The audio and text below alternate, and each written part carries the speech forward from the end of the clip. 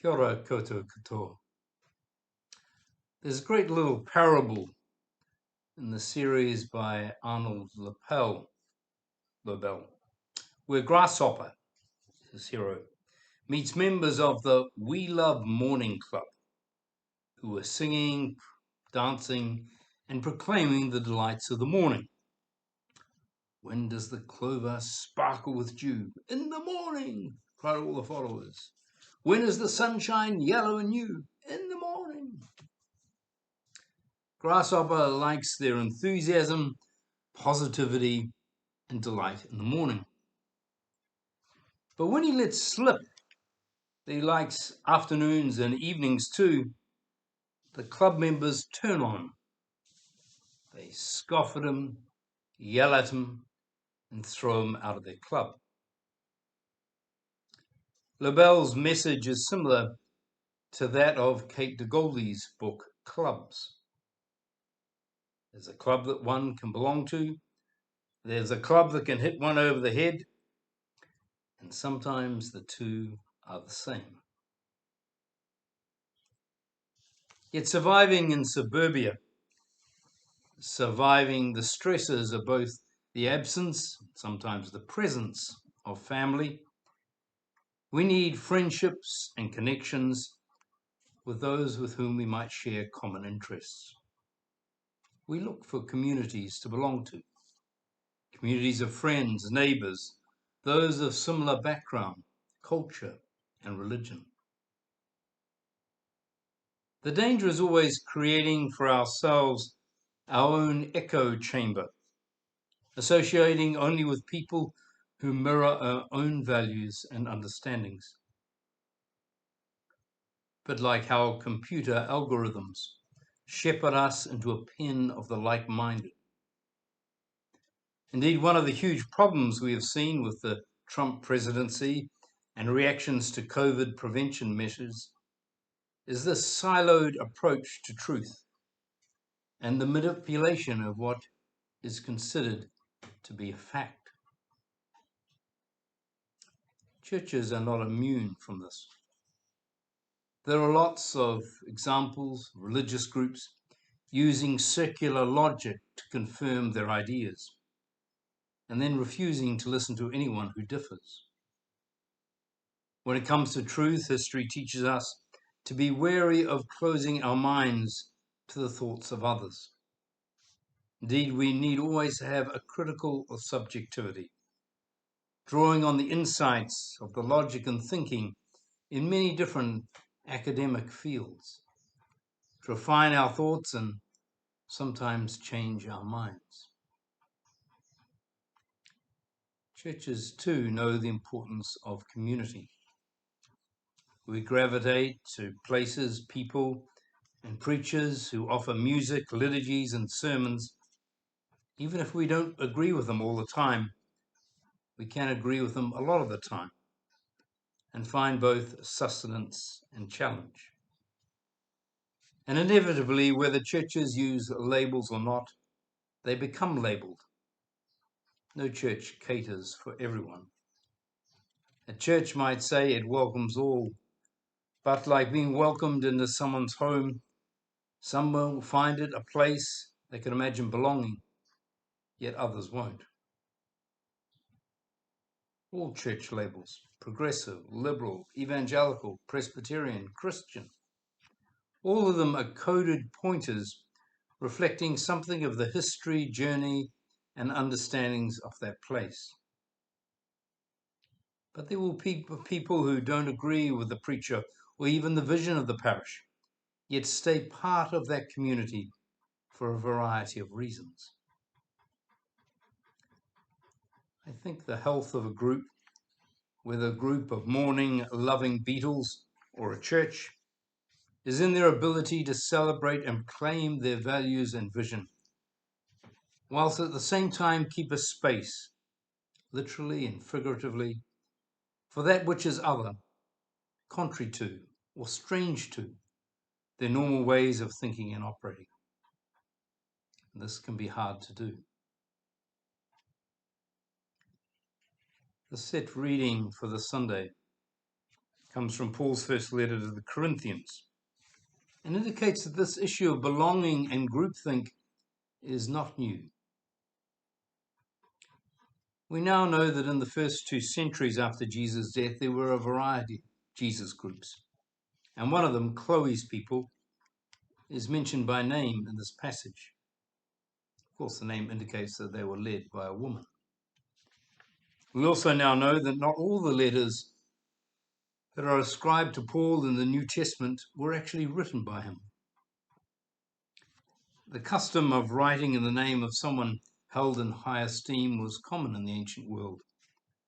Philosophers' students would write such works. Others in later generations would often write in the name of someone famous. Works, for example, that appeared in the name Aristotle, naming Aristotle as the author, came even as late as the Middle Ages. Some early Jesus followers wrote in Paul's name, using the form of letters he wrote. These authors didn't have bad motives. As the new generation of Jesus followers confronted new issues, they were asking, what would Paul say about this? And they answered that question from their point of view. Their perspectives didn't necessarily agree with what Paul said during his lifetime. Scholars read these writings with awareness of the changing situations of later generations of Jesus groups. Scholars refer to the 7 undisputed letters of Paul. They are the ones that generally everybody agrees were written by Paul. In the order they appear in the New Testament, they are Romans, 1st and 2nd Corinthians, Galatians, Philippians, 1st Thessalonians, and Philemon. Some of the letters may also be composites of parts of letters composed at different times too. However, these 7 are the ones that Paul wrote before his death. And his death was probably in the mid-60s, in the later part of Emperor Nero's reign. Give all this as a background. Our reading today, an authentic Pauline letter, written probably in the first 20 years after Jesus' death, somewhere in the 50s. In this passage, Paul is concerned that the Jesus message and commitment will simply be relegated to philosophical schools of thought, as was common in the Greco-Roman world. So one would belong to the Apollos school, following that mentor, or the Cephas school, or the Paul school. Your belonging to Jesus would be mediated by your commitment to your school and its leader. Paul could easily have been addressing the rise of denominationalism. For each denomination, indeed each church, offers a way of belonging to Jesus mediated by commitment to that denomination or church and its leaders. Paul firstly criticizes the idea that by a leader baptizing you, that leader gains your allegiance. The church today has by and large taken Paul's critique to heart. Our theology is that a person is not baptized as a St. Lucan or as a Presbyterian. They are baptized into something called Christ, namely a body, inverted commas, that is far larger than any and every denomination. Similarly, they are not baptized as a disciple of the minister of that church, nor is any payment or gift demanded or expected. So you might ask, to what or whom does a baptized person belong?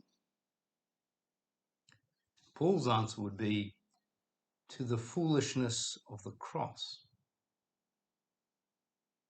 The cross is literally an instrument of torture, and metaphorically it speaks of shame rather than honor and powerlessness rather than potency. The anointed one, Jesus, for Paul, was therefore one of the shamed and powerless, standing alongside the shamed and powerless, in order to include them in a vision of how life might be. So a baptized person belongs not just with their family, group, or tribe, but belongs with all the shamed and powerless, a great body of people, creatures, ecosystems, who strive for a vision of restoration, justice, and mutuality, which of course might not go down too well with your family, group, or tribe. Another way of saying this is that we are baptized into the world and not out of it. We're baptized into the struggles and joys of making the values and vision of Jesus a reality. Yet we need communities to belong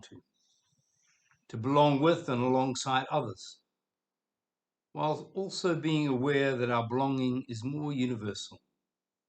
And the best communities don't define or restrict us, but encourage us to broaden our horizons. Every time we listen to or read the news, we are confronted with tribalism. Tribe Russia, tribe Ukraine, tribe China, tribe Taiwan, tribe New Zealand, tribe Australia, tribe Labour, tribe National. Many leaders use tribalism to cement belonging, pride, and vision. And many do so by denigrating other tribes. The best leaders, though, call us to look beyond tribal boundaries to values and commitments that can benefit all. In the tributes following the resignation of our Prime Minister last week, Farhad Ahmed, survivor of the 2019 Christchurch terrorist attack that killed 51 people, including his wife, said Ardern's universal call for human unity with compassion made me cry with joy then, and it makes me cry now. Is that ability of a leader to help us raise our eyes and our hearts from our own contexts and limitations in order to see a commonality, a unity that can be good for and embrace all. This is what the likes of John Hick and Jack Spong called a Copernican revolution. That our world does not revolve around each of our own tribal communities or allegiances to theology or culture or nationalism, but that we are part of a much bigger revolution around which enhances life for everyone and everything on planet Earth. This is what ecumenism at its best calls us to. The esteemed historian Arnold J. Toynbee once argued that the religious system that survives into the future will be the one that proves capable of expanding and evolving in such a way as to embrace and learn from other religious and human systems. Toynbee hoped that Christianity would prove to be this elastic.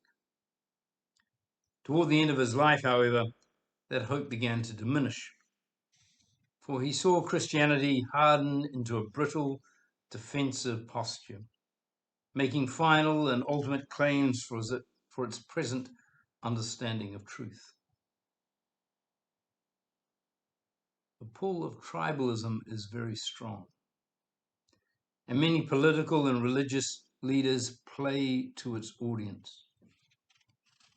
Yet many of the issues of our time won't be solved by tribalism, but by cooperation, learning from and giving to each other across the divides of difference. And it's to that end, and with that company, that I believe we are baptized into. Blessings to you all this week.